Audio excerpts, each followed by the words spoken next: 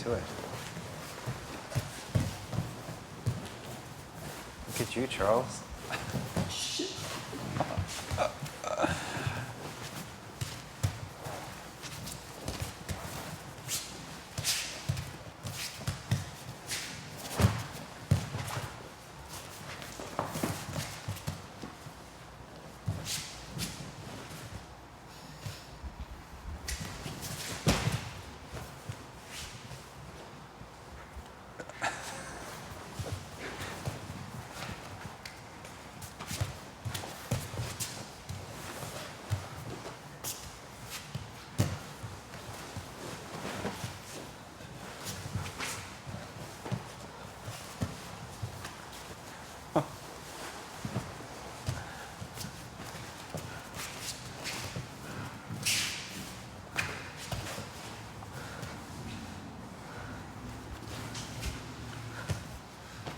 It's Charles 3.0.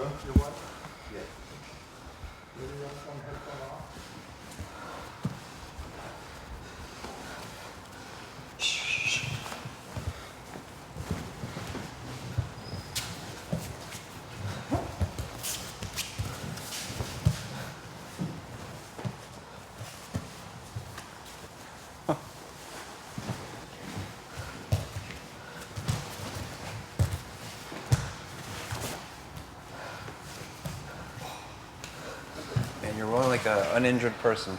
That's the one thing, right? That's insane. I could just roll. Yeah. On Red Even Bull. though if I'm fucking up, but still I can roll. And a lot of people don't realize, like, black belts like John, Humalo, Leo, and Kenny, when they let me roll. Even Sam, with that time was a 4-star blue belt. When they let me roll, they could sub me in 10 seconds if you wanted. You know, but the fact that he's allowing me, and you are allowing me to roll, gave me a little bit of momentum to learn. This constant tapping just, I feel like it minimizes the learning curve, wouldn't you say? Yeah, absolutely. It's I mean, there's no benefit to me by tapping you as much as I can in a short amount of time every time we train, right? Like we do that to any white belt any day of the week, right? It's like, right. But so I don't learn anything from it. You don't really learn much from that either, right? But allowing you to work, but especially like without letting you get away with slop, right? Like that's where there's a lot that can happen there, and there's a lot of progress to be made there. You've made from the first day that you came to me to now, like your progress to me is like astronomical. I think it's super cool to see. There was one thing that you were, but my mind was on scramble mode. There was one thing that you were telling me, like, remember this one? I think it could be off the side mount.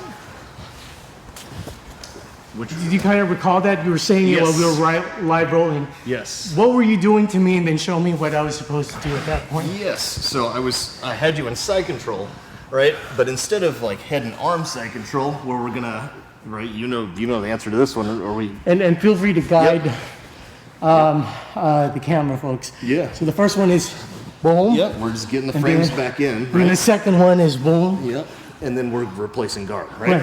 So this is what we do for head and arm side control, right? But you put me on the... But I had you in head and hip side control. So instead of my arms around your arm and your head, I move over to here, and then I block your hip with my hand. My hand is much better at blocking your hip than my knee is. I need something to block this leg from coming back in and re-guarding. So my hand is much, much better at this, which makes it near impossible to re-guard with your legs, right? So from here, I wanted to see if you were doing the escape that we... Go to your knees, right? Yes, that's the one.